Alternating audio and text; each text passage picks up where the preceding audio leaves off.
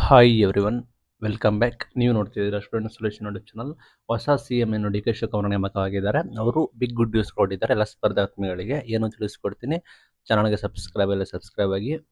ಖಾಲಿ ಇವರು ಸರ್ಕಾರಿ ಹುದ್ದೆಗಳನ್ನು ನಾವು ಭರ್ತಿ ಮಾಡ್ತೀವಿ ಅಂತೇಳಿ ಡಿ ಕೆ ಶಿವಕುಮಾರ್ ಅವರು ಘೋಷಣೆ ಕೂಡ ಮಾಡಿದ್ದಾರೆ.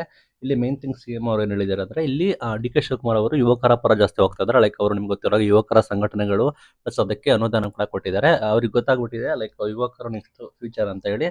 ಲೈಕ್ ಅದನ್ನ ತಮಿಳುನಾಡಲ್ಲಿ ಏನು ನಡೆದಿದೆ, ಜಾಸ್ತಿ ಜೆನ್ಸಿ ಅಂದರೆ ಯುವಕರು ಹೆಚ್ಚು ಒತ್ತು ಕೊಟ್ಟು ಅವ್ರನ್ನ ಗೆಲ್ಸ್ಕೊಟ್ಟಿರೋ ಕಾರಣ ಯುವಕರ ಸೆಳಿಬೇಕು ಅಂತೇಳಿ ಇಲ್ಲಿ ಡಿ ಕೆ ಶಿವಕುಮಾರ್ ಅವರು ಒಂದು ಪ್ಲಾನ್ ಕೂಡ ಮಾಡ್ತಿದ್ದಾರೆ. ಆ ಪ್ಲಾನ್ ಹಿನ್ನೆಲೆಯಲ್ಲಿ ಘೋಷಣೆ ಕೂಡ ಮಾಡಿದ್ದಾರೆ ಯುವಕರಿಗೆ ಸಂಘಗಳು ಅದಕ್ಕೆ ಇಷ್ಟ ಅನುದಾನ ಅಂತ. ಪ್ಲಸ್ ಇಲ್ಲಿ ಮೇನ್ ಥಿಂಗ್ ಏನಂದ್ರೆ, ನಿಮ್ದು ನೇಮಕಾತಿ ಕೂಡ ಎಲ್ಲ ಭರ್ತಿ ಮಾಡ್ತೇವೆ 56,000 ಹುದ್ದೆಗಳ ನೇಮಕಾತಿ ಅಂತ ಹೇಳಿದ್ದಾರೆ.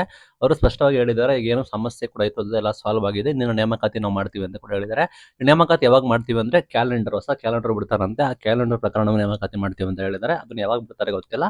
ಬಟ್ ಇವರು ಅತಿ ಹೆಚ್ಚು ತನ್ನ ಆಡಳಿತದಲ್ಲಿ ಚೆನ್ನಾಗಿ ನಿಭಾಯಿಸ್ಕೊಂಡು ಹೋಗ್ಬೇಕು ಅಂತೇಳಿ ಡಿ ಕೆ ಶಿವಕುಮಾರ್ ಅವರು ತಯಾರಿ ಮಾಡ್ಕೊಂಡಿದ್ದಾರೆ. ಆ ಹಿನ್ನೆಲೆಯಲ್ಲಿ ಆ ಘೋಷಣೆ ಕೂಡ ಮಾಡಿದ್ದಾರೆ. ಒಂದು ಕ್ಯಾಲೆಂಡರ್ ಕೂಡ ಬಿಡ್ತಾರಂತೆ, ಆ ಕ್ಯಾಲೆಂಡರ್ ಅಲ್ಲಿ ನಿಮಗೆ ಗೊತ್ತಾಗುತ್ತಂತೆ. ಬಿಗ್ ಅಪ್ಡೇಟ್, ಹೊಸ ಕ್ಯಾಲೆಂಡರ್ ಬಿಡ್ತೀವಿ ಅಂತ ಹೇಳಿದ್ರೆ ಒಂದು ಒಳ್ಳೆ ಡಿಸಿಷನ್. ಕ್ಯಾಲೆಂಡರ್ ಬಿಟ್ಟು ಆದಷ್ಟು ಬೇಗ ನೇಮಕಾತಿನ ಶುರು ಮಾಡಲಿ ಹೊಸ ಸಿ ಎಂ ಅವರು ಅಂತ ಹೇಳಕ್ ಇಷ್ಟಪಡ್ತೀನಿ. Thank you.